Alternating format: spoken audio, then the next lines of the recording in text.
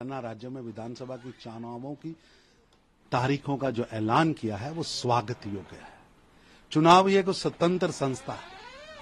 Dates announce करना, चुनाव कब होगा, चुनाव कैसे होगा, कहां पर होगा, कहां बूथ बनेगा, ये उसका अधिकार क्षेत्र है। और मैं एक जिम्मेवार राजनीतिक दल होने के नाते भारतीय जनता पार्टी चुनाव आयोग का स्वागत करती है और देश के आदरणीय प्रधानमंत्री श्री नरेंद्र मोदी जी के सशक्त नेतृत्व एवं देश के माननीय गृह मंत्री अमित शाह की दूरदर्शी सोच के चलते आज जम्मू कश्मीर से धारा 370 की बेड़ियों से मुक्ति मिली है।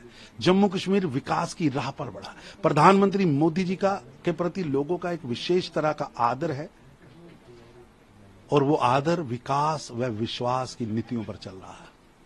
विकास और विश्वास की नीतियों पर जम्मू कश्मीर अग्रसर हुआ है। बायकॉट की राजनीति को छोड़कर भारी मतदान की ओर हम बढ़े। गोलियों बम्बों की बजाय इंडस्ट्री ने ली है।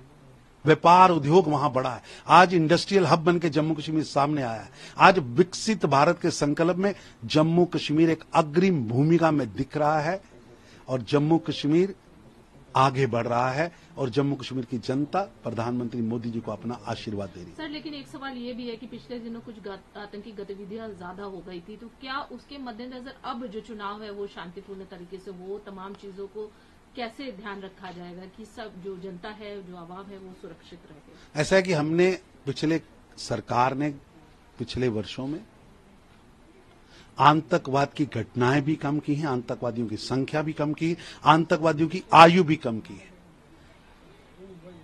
निश्चित रूप से जिनके हाथ में आज भी हथियार हैं और भारत के नागरिकों को मारना चाहते हैं वो बख्शे नहीं जाएंगे। उन्हें जल्द ही उनके षड्यंत्रों को निष्फल किया जाए। सर, एक अंतिम सवाल, बीजेपी क्या किसी के साथ, एलडी पार्टी के साथ? भारतीय जनता पार्टी वहां मजबूती से चुनाव लड़ रही है और भारतीय जनता पार्टी के नेता आदरणीय नरेंद्र मोदी जी पर जनता को अटूट विश्वास है और निश्चित रूप से भारतीय जनता पार्टी को जनता का आशीर्वाद। राज्यों में विधानसभा की चुनावों की तारीखों का जो ऐलान किया है वो स्वागत योग्य है।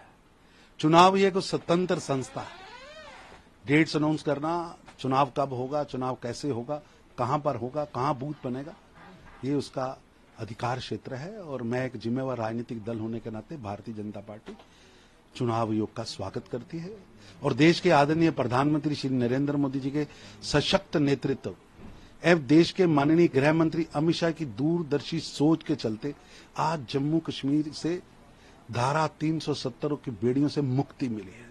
जम्मू कश्मीर विकास की राह पर बढ़ा। प्रधानमंत्री मोदी जी के प्रति लोगों का एक विशेष तरह का आदर है और वो आदर विकास व विश्वास की नीतियों पर चल रहा है।